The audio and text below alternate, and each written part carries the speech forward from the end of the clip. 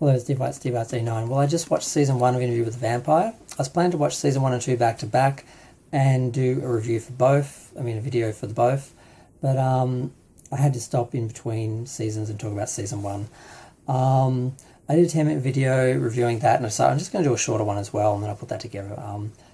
But yeah, I really loved it. I was surprised. I saw the original movie with Tom Cruise and Brad Pitt and Antonio Banderas, as like a kid pretty much. I wasn't really gay then. I didn't really get the homoeroticism and the undertones. I didn't read any of the books, so it all went over my head. I was expecting a horror movie because it was vampires. I didn't really get it, and I was a little bit disappointed. I don't think I really respected the film as much as I probably should.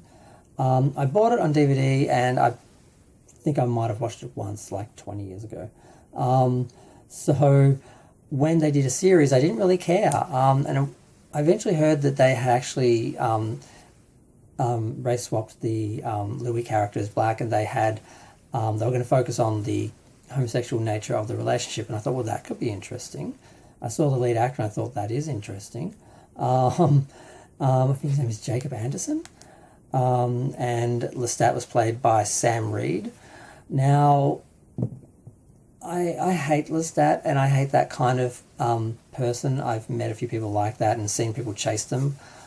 And I've had a few bad relationships, and like I said, I've met a few narcissistic psychopaths, and it's kind of fascinating to watch those sort of people and those sort of relationships. And I did relate to the series a lot more than I would have liked to, and I think whoever wrote it really understood these characters and the nature of abuse and the nature of how they're sort of managed. And it was interesting to watch, and I really got sucked into it and quite involved and was reacting to it quite a bit.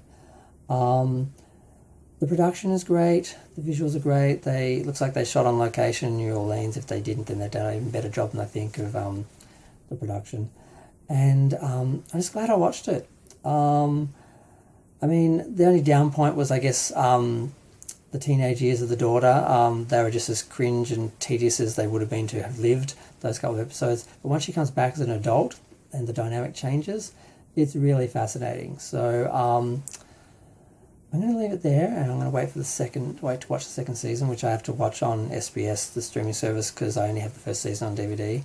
But they split the book into 2 parts, and season 2 is the second part of the book, and the third season, which has been commissioned, but I guess was delayed by the strikes, that's why we haven't had it yet, is going to be based on the Vampire Lestat. And I really should read them, or at least listen to the audiobooks or something, because I feel like I'm missing something by not doing that. But I'm going to go. I don't know if I said that already, but I'll be back in a minute for season 2 anyway.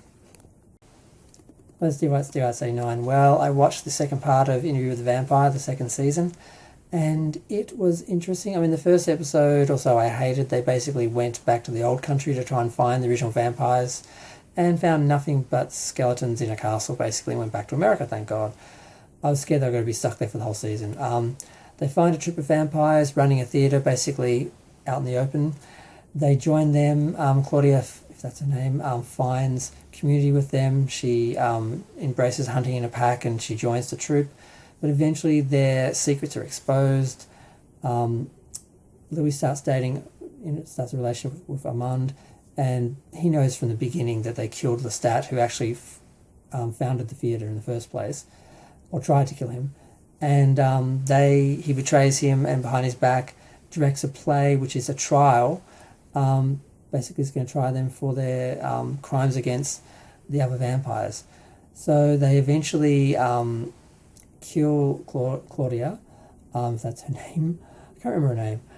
With Sun, and they bury Louis alive in a coffin full of stone. He does escape. He kills the troop and confronts Louis, and then leaves him, and basically just leaves with Armand, and basically that's his punishment, to live without him. No ego there. And they go back to the writer, and the writer points out all the parts of the story that don't make sense, which I caught because I don't even work out Murder, She Wrote. I just wait for Jessica to tell me what happened. He realizes that Armand betrayed him, and he throws him through a wall and leaves him. Unfortunately, he leaves him with the journalist, who he then turns, but he still writes the book and outs them both. And then Louis goes back to New Orleans. He finds Lestat. They have an understanding where he asks him, "Did you save me?" He says yes. And then he goes back to his home and basically challenges the